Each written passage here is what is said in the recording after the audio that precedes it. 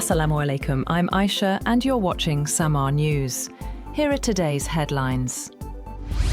Chief of Defence Forces Field Marshal Asim Munir has said that peace between Pakistan and Afghanistan depends on the Afghan Taliban renouncing support for terrorism and militant groups. He made the remarks during a visit to Wana in South Waziristan, where he reviewed security along the western border and ongoing operations under Operation Ghazab Lil Haqq. He said the use of Afghan soil by militants was unacceptable and that all necessary measures would be taken to neutralise cross-border threats.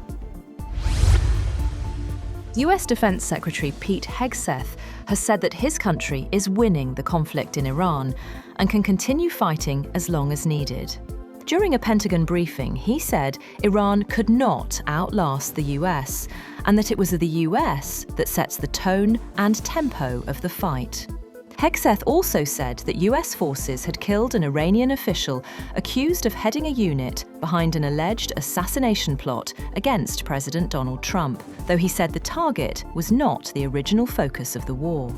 Separately, Chairman of the Joint Chiefs Dan Kane said that Iran is firing fewer missiles as the war progresses, adding that US strikes will now expand further inland.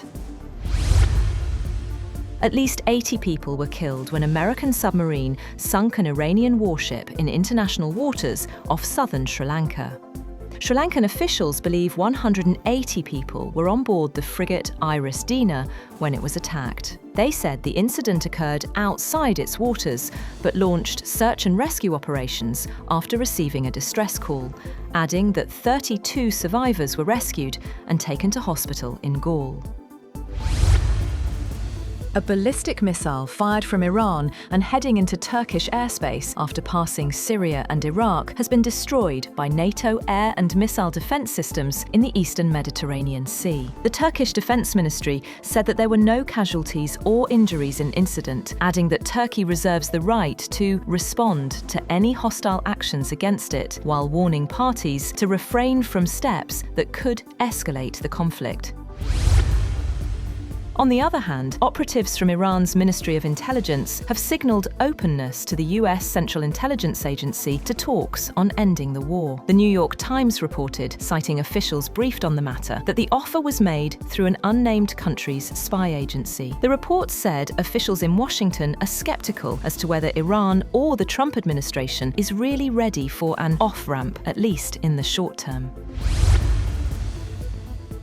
Iranian Kurdish militias have consulted with the United States in recent days about whether and how to attack Iran's security forces in the western part of the country. According to 3 sources with knowledge of the matter, the Iranian Kurdish coalition of groups based on the Iran-Iraq border in the semi-autonomous region of Iraqi Kurdistan has been training to mount such an attack in hopes of weakening the country's military as the United States and Israel pound Iranian targets with bombs and missiles. The sources said the goal would be to create room for Iranians opposed to the Islamic regime to rise up now that Supreme Leader Ali Khamenei and other top officials have been killed since the US-Israeli attack began on Saturday.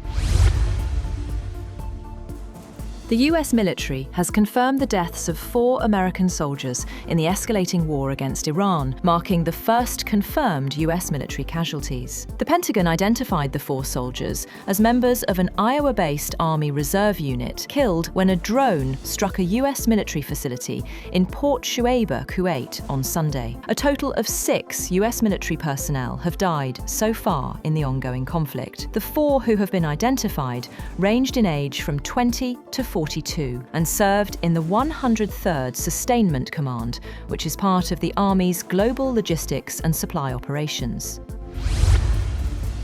On the other hand, British Prime Minister Keir Starmer has stressed the need for keeping a cool head over the Middle East conflict, acknowledging public concern about the escalation.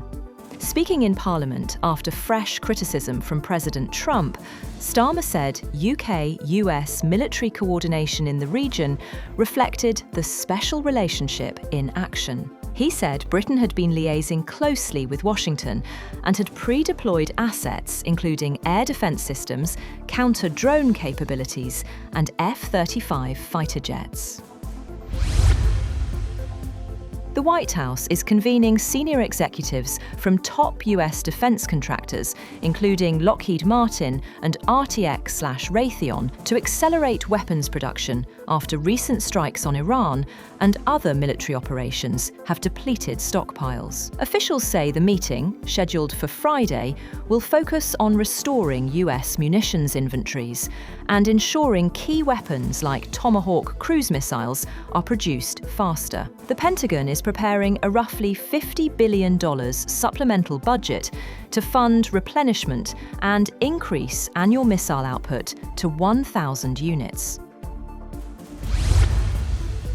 And Russian President Vladimir Putin has said that Moscow could consider halting gas supplies to Europe and redirecting exports to what he called more promising markets. Speaking to state television, Putin said it might be more profitable to move into new markets, though he described the remarks as thinking out loud and said he would instruct the government to examine the issue. His comments come as the European Commission prepares a legal proposal to permanently ban Russian oil imports. That's all for now. For more updates, visit www.samaa.tv. Thank you for watching Samaa News.